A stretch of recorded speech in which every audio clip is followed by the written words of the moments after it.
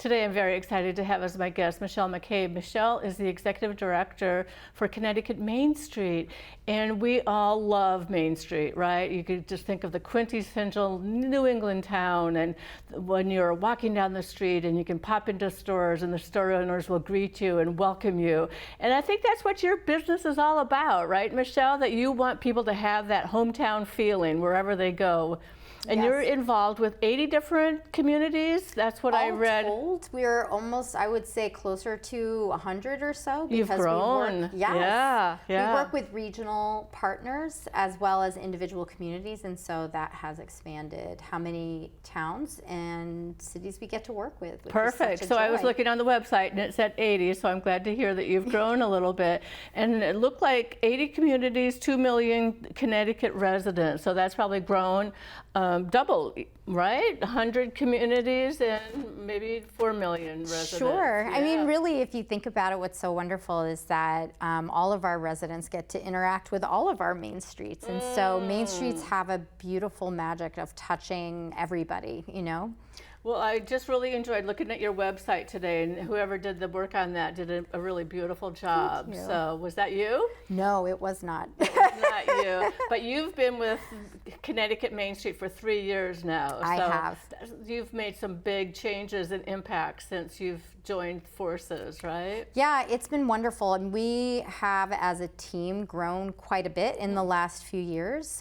So went from, I think last count was about 3 staff to 8. Wow. Which is wonderful, and it's given us an opportunity to really expand all of the technical assistance, the programming, the ways that we help communities of all sizes to realize the town centers that they would like to see. So in some cases, we're looking at communities that actually don't have a main street yet and are looking to create one sort of from the ground up. In other instances, we're working with cities that actually have many main streets that are contained within their city limits and everything you can imagine in between. So every day is a new adventure. Every day is a new adventure. So when you define a thriving Main Street, what do we look at? Vibrancy, we want it to be inviting. What else comes to mind to you? We want it to be walkable and bikeable. We want it to be easy to get around. And so that's not only sidewalks and crosswalks and signalization, but it's also wayfinding signage. It's knowing where you can park your car. It's being able to pop off of a train or a bus and be in the middle of someplace special. It's placemaking, so it's imbuing that space with a personality. It can be the different kinds of stores and restaurants that you have on your downtown. It can be the arts and culture that you integrate, some of it through institutions that are there, like theaters. Some of it are murals, which our state is becoming, I would think, well known beyond our borders for the extensive public art installations that are happening around the state. It's the music or the events that take place in the downtown. It's having green spaces as well. All of those things come together. So I'm thinking of multi-generation, shared living space, shared opportunity, vibrancy in events and locations, and having it so that it's friendly, right? Oh, absolutely. Friendly, welcoming, inclusive. All of those things are so important that you want anybody that comes to your Main Street, whoever they are, to feel comfortable and like they have a sense of belonging, which is what makes Main Street so special. And I'm glad that you also brought up housing is a great component too, like to have residents that are living on and around Main Street areas is such a great component as well. So downtown apartments or townhouses, but facilities where they can walk to it. So your organization does so much. I was looking up and reading all about it. So education, training, resources, technical assistance, and statewide champions to the Main Street. So why is it important? Why are Main Streets important as far as economics? Why should we have a vibrant downtown Main Street?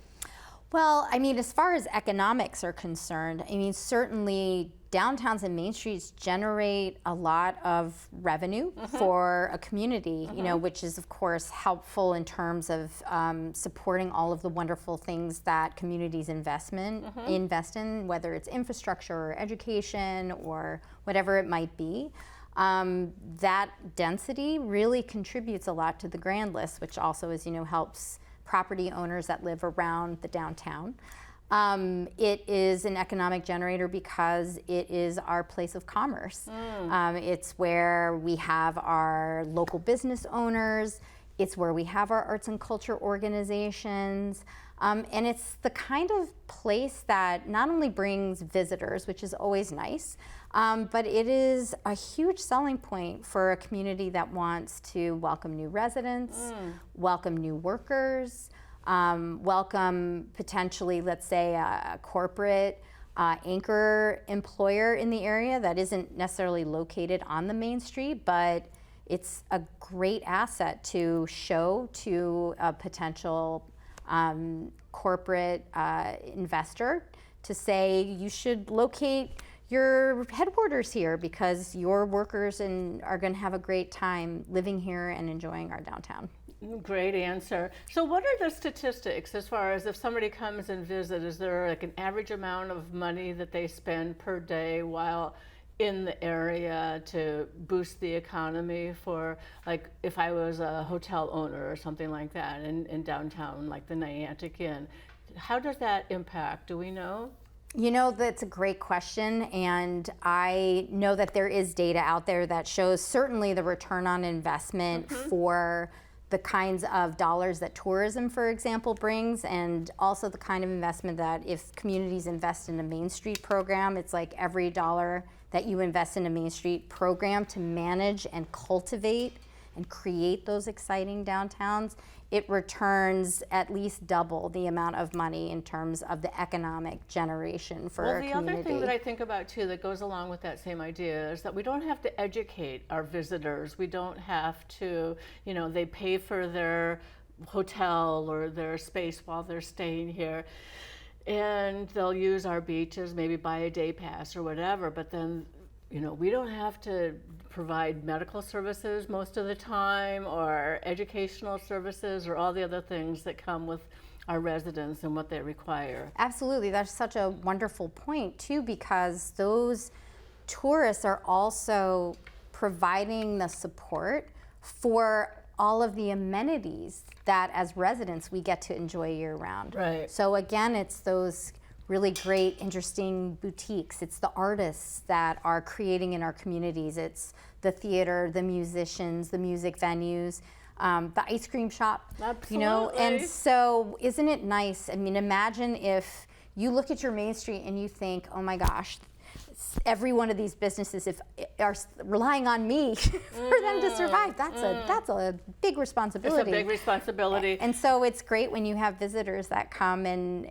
love what your community offers as much as you do, and it makes all those wonderful things possible. I used to volunteer for New London Main Street, and I don't know that they're in existence anymore. I was just trying to look that up before you got here, but I wasn't able to find the answer, so I'm not sure if it is or isn't. Do you happen to know? I do actually, because we are involved in a really exciting project with the City of New London and their Cultural District Commission and other downtown stakeholders that are focusing on showcasing all of the wonderful opportunities that are arising in that downtown. There's been a lot of great investment in properties, a really interesting arts community that is opening really great. In New London, There is so much going on in New London, and so to your point, there was a time where they had a Main Street program that was really focused on the things that we just described that make vibrancy great. So our organization is, and I'll be getting back to New London, but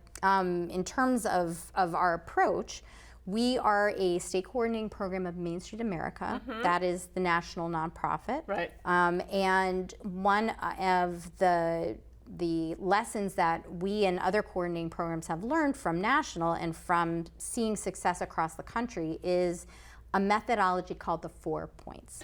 Well, and I love it that it uses all those metrics. You go in and you analyze and get some stakeholders involved, and you decide what the values are, what the interests are, what the opportunities are, and talk about that whole process. Yeah, and then you start to look at the goals. First, like what do you want your downtown to be? What is its brand? What is its feel? And then the 4 points are looking at ways you can continually cultivate and grow and maintain your Main Street according to 3 important areas for any Main Street to be successful. One is design, and we talked about that in terms of walkability, it's planters, it's signage, it's banners, it's lighting, all of the things that your look and feel of the Main Street that make it not only attractive and safe and clean and friendly, but also easy to walk around in. You have your economic vitality, which we also touched on, right? It's some cute little businesses, nice restaurants. Exactly, and a good mix of those things. And that requires a lot of attention to curate, the kinds of businesses that you think will be successful. It's keeping an eye on how they're doing. It's knowing that a business is, like, say, a family-owned business, and they're ready to retire and move on, and you think, oh, that is an anchor business. We're going to have to start to think about replacing. And thinking about the market too. Like, there's some towns that you wouldn't sell certain things, and other towns would sell those immediately. Yes, or knowing what the neighboring town's sort of vibe is and playing off of that. And then the third pillar is promotion. So that's everything you can think about that brings people to the downtown. It's the events, it's the marketing, it's the branding, and it's not just bringing tourists and visitors, of course. Yeah, right. Exactly. It's business recruitment, it's resident recruitment. All of that is promotion. And then the last point is organization, which is really looking at who is managing all this, who is shepherding it. Is it a separate organization? Do they have a board? How are they functioning?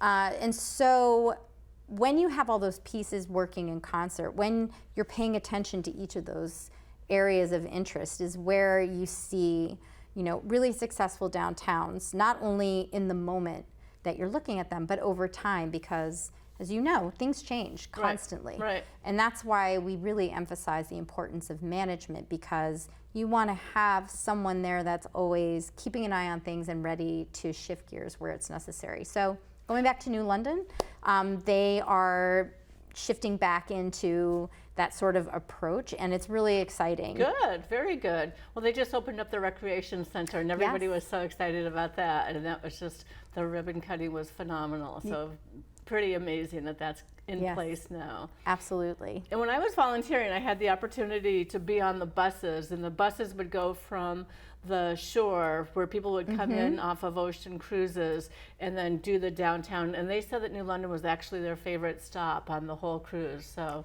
I'm not surprised. It is a fascinating place, not only beautiful, but the history that is, when you turn every corner in New London, is really quite spectacular. Very much so, I agree. So if I was interested in figuring out like how to make my town better, you start with some census data and you gather that information, knowing, talk a little bit about that, because there were the Connecticut data, Yukon Extension Program. Yep, some of that is absolutely that with that data, but actually some of the data that we encourage our communities to start to gather, as you mentioned, is to do an asset mapping. Okay. What are the things that are really special about your Main Street? And also looking at what are some of the weaknesses and opportunities that you have there in terms of, and what we do as an organization, especially with our members, is we have a very robust 85 data point assessment tool. Oh boy. That, yes, it's very extensive. And it's based on those 4 points that I mentioned. Right. And it will go into a lot of different questions that really help a community to understand, again, where are the things that are working really well for them, and where are opportunities for, changing course or strategy. So for example, one of our communities, when we conducted an assessment, they had confirmed that they were amazing in promotion. They were great at designing events and getting people to interact with the downtowns. And what they realized in the assessment was the one thing that they weren't doing was they didn't have a real relationship with their property owners. And then they realized, oh gosh, you know, if I were to spend some time focused on that as well, what a great opportunity to help fill vacancies, to help find the right fit for a ground floor retail space for something that's missing. And that community still does all that wonderful work and promotion. So is commercial real estate as well. It is, in that I think one of the most important skills for any Main Street manager and the staff that they may have around them, it's relationships. Of course. Everything is relationships, and it all comes together in a downtown because, as you can imagine, as you know, there are so many different stakeholders that are doing great things, and they're focused on their business or their property or their art organization or whatever it is, and the Main Street manager is able to start getting everybody sort of moving in the same direction and understanding similar goals, et cetera. And so, to your point about commercial real estate, it's absolutely critical that somebody who is shepherding a vision of a downtown understands and has relationships in that space, because, as you know, if there is one, let's say, prominent building that stays vacant in your downtown, as much as you do to revitalize everything around it, it's very challenging to have that one sort of vacant what do we space. do? How do we do that? How do we change that? What's the... I mean, that's the thing. It's really about having a wide array of tools in your toolbox. So, and this is why having the stakeholders coming together around the table to problem solve is so important, because there are ways that one can turn to a municipality for help. There are certain policy levers, you know, it's working with your blight enforcement officer, or talking about incentive programs that could, you know, if you understand why is this building a challenge, are there special facade improvement programs that we could enact, signage improvement programs that we can enact. It's you know, having relationships with your chamber and talking about, like, what kind of businesses do you think we can entice this property owner to rent their space out to.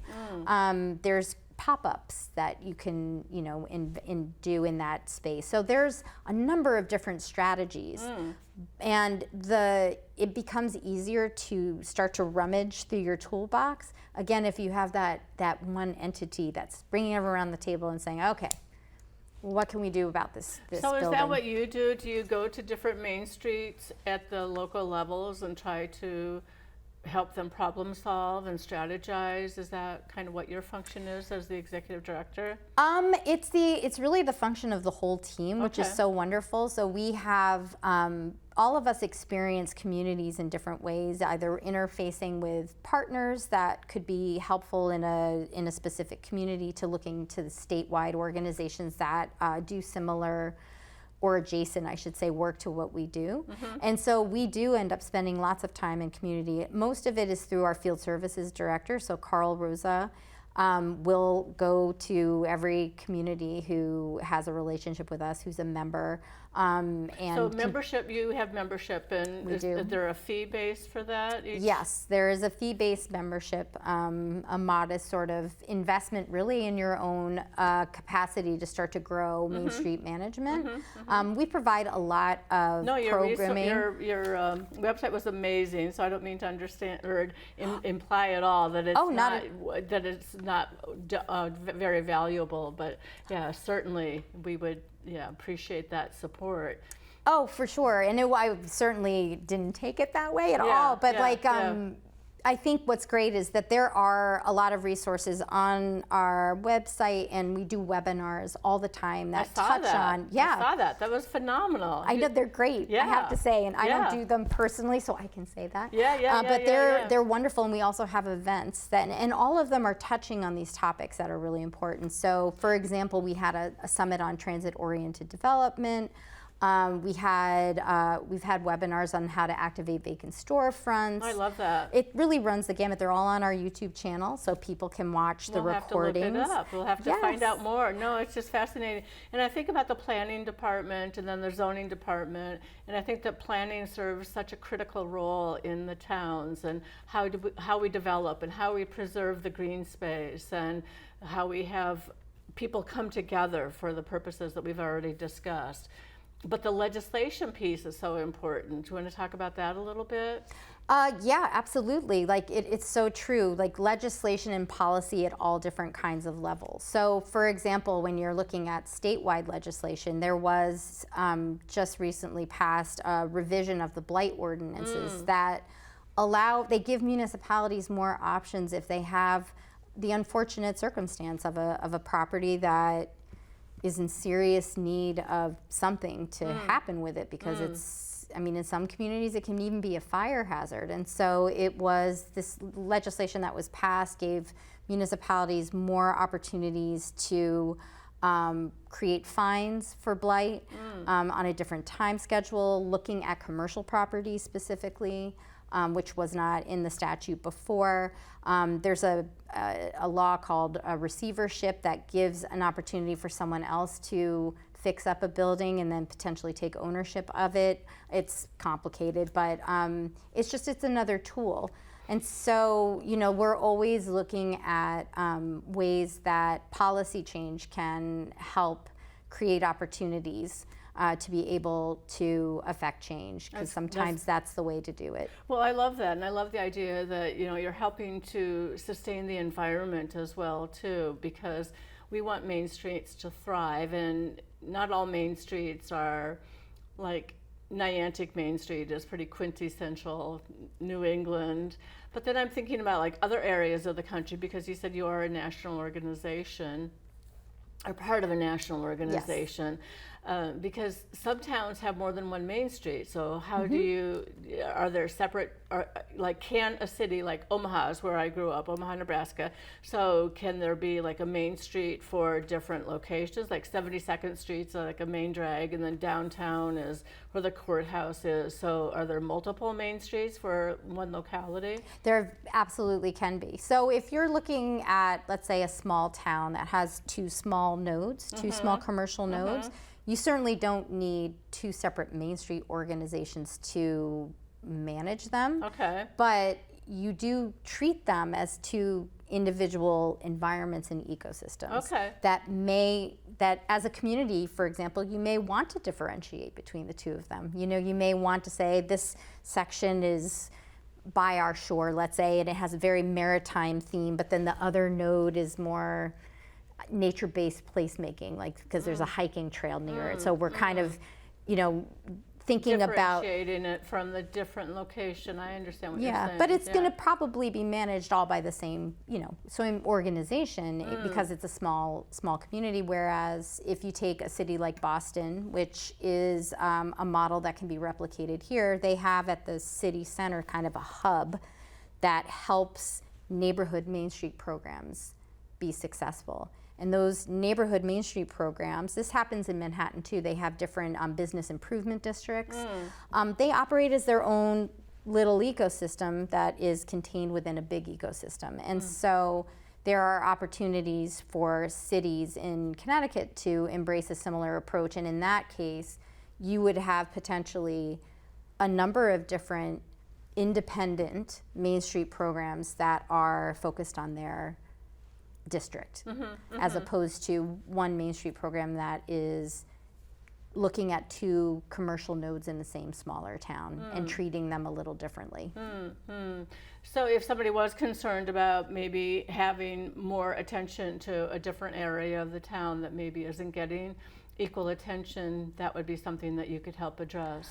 Absolutely. And what we say to our urban multi-district members, for example, is, and what they've recognized is when they have, for example, a special services district or a business improvement district that, the property owners will charge themselves another $1 or so to reinvest that tax money into that district that they've outlined.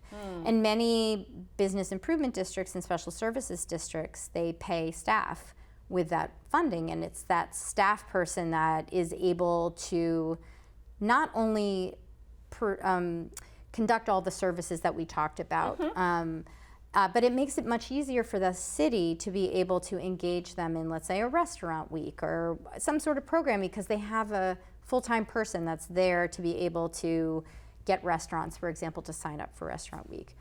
And what we find is that in neighborhoods that have a lot of restaurants but no comparable Main Street program, it's a lot harder to be able to coordinate getting those restaurants signed up. And so it makes sense to create opportunities for neighborhoods to actually form their own organizations, because then they're the ones that are equipped to help their small businesses, their residents, to be able to plug into services, to be able to report out if there's an issue, let's say with sidewalks or graffiti or whatever it is. It just makes it a lot more efficient. Well, and that's one thing I think that's kind of unfortunate in this area of the country, is that there aren't a lot of sidewalks in a lot of areas, and it is dangerous for people to walk and hard to cross. I mean, like, we're supposed to stop as drivers for our pedestrians when they're in the crosswalk, but we don't always pay attention to that. I was in Bristol, Rhode Island last weekend, and they have flags that are in like a bucket on the side of the road by the street light that you can wave to let the cars, the vehicles, know that I want to cross the street now, so please stop, and then you can wave it and then walk across the street, which I thought was, I like that Very idea. clever. I like that too. It makes you feel a little bit more in control of what's happening. Yeah, it's hard, and it's especially challenging in Connecticut. We do have a lot of our main streets that are a state road. Right. So how do we fix that? Is that something that is fixable? Do we talk with developers and say that that's part of the project or the plan, that sidewalks are a necessary inclusionary aspect of this design? Yeah, it's actually it's a lot of intersecting. What's the word I'm looking for? And people, like areas where somebody is providing oversight. So it's a combination of zoning and deciding how you want to include sidewalks as part of a design proposal, for example, or working in partnership with the State Department of Transportation. We're very lucky. Commissioner Eucalito has made complete streets a top priority of CTDOT, which is all about pedestrian safety, bicyclist safety, making the roads comfortable and safe for every user. I love that. Yes. I like to bike, so. Exactly. And so I think it's a community conversation, because you're going to have a lot of different people that have a role to play in slowing traffic down, creating bump outs, signalization, painting colorful sidewalks, putting buckets out with flags, all of those things. If you think about it, it'll probably be a lot of different people who take charge of different parts of it. And so we certainly facilitate those conversations as much as we can. Beautiful. Well, there's like Pollinator Pathways is doing such a beautiful job with creating nice, beautiful flora and fauna along the sides of roads, and it's everybody kind of working together, to your point, and building it out that way. Absolutely. Yeah. So opportunities, let's see, is there anything else? Obstacles, we talked about trends, policies, and demographics. And I loved it in your video where it was saying, like, no storytelling, like, just give me what you want, right? Give it to me in 5 words, and like, let's chart this all out and then stretch it, go long and go wide, like in deep with all that information to make the best plan possible. Is there anything that we missed that you would like to share about the importance of Main Street Live? Definitely people need to go to the website, learn more, sign up for your webinars and your Zoom calls. You have Zoom where people can call in and learn all kinds of interesting, amazing things, because our towns are important. They are. And I will say that it's wonderful to see how passionate all of us that live here are about our downtowns and our main streets, because they are really special. I think the thing that I would love to leave folks with is how wonderful it is to be a tourist in your own state. Isn't that nice? It is. And I grew grew up in Connecticut. I was born here, and I've been with, as you said, Connecticut Main Street for 3 years, and I have seen communities for the first time more often than I care to admit to. But I know that this is not uncommon, probably in a lot of places, but also in Connecticut. We love where we are, and we tend to stay within a certain mile radius sometimes. Connecticut has an incredible diversity of communities where you can experience just such an unbelievable array of history, architecture, cuisine, activities, landscapes. It's amazing. And so I think, in fact, Connecticut Main Street internally, we're launching a Field Trip Fridays. Oh, this is fun. actually for us for and you our guys. staff. Oh, that's fun. So once a month, we are going to a particular Main Street together, because usually when we all get around the table at staff meetings, a lot of the times we're talking about food and places we've gone and places we like to eat and all of that, before we get to sort of the meat and potatoes of Main Street. But we are telling stories of places we've been usually by ourselves, you know, visiting a community or a partner or whatever it might be. So we've decided that together we're going to go to communities. Oh, that sounds like a lot of fun. Yes, and I will be reporting out on how that goes, but I would love the audience to take a similar approach to their home state and make a point of visiting main streets in different parts, because you'll be surprised by what you find. What's your first on the list? Where are you going? We haven't decided yet. I think what we're going to do is in alphabetical order. Okay. And have the staff person give a reason as to why they're picking a particular place. Oh, fun. So I'm love that. excited to see folks' rationale as to why. I'm still noodling. I'm an M, obviously, so I'm pretty low on the list. So I'm really thinking about where I want to go. I have a feeling I'm going to pick someplace maybe that I haven't been yet. Yeah. Find something new. When was the last time I did this for the first time? Exactly. You don't say that every day, right? No. Well, no. Michelle, you've been a lovely guest. Thank you so much for you. sharing your insight and information. And it's all about helping Main Street survive and helping our towns thrive. So thank you so much for being with us. This was so much fun. Yes. Thank you. Amazing.